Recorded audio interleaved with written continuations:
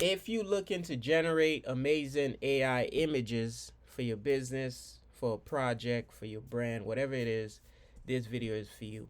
So as you can see here, I'm about to show you the tool, the AI tool that I'm using, which is one of my favorite. I will leave some links in the description as well. This is Midjourney.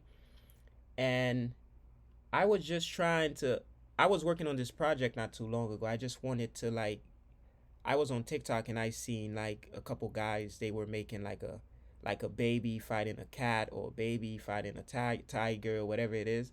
And I wanted to create the same thing, right? So I came inside of Midjourney, right? And I generated the pictures because you always got to have the pictures first. So I generated a few pictures of like a like a like a bear with the ninja kid. I think I had like a kid with the cat next to the cat. And this is what I came up with, right? Let me show you what I came up with. The final project. This is what I came up with.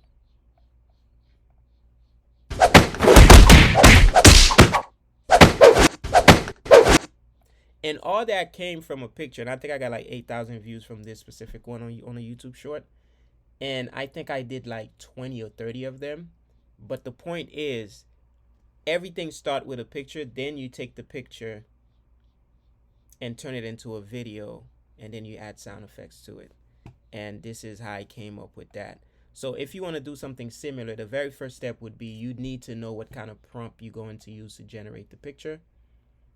After you generate the picture, now it's time to turn the picture to like a video, and you could use other softwares for that. I will leave those in the description. And then you bring it into CapCut and you edit it with sound effect. Boom, you're good to go. That's it. So as you can see, I generated a lot of different pictures, and these are my prompt. Like I said, the purpose of this video is to copy the prompt that I'm using. You could pause this video, copy the prompt, and go do your thing. All right. This is another one. And this is another one. And this is another one. This one was dope. Yeah, that's it.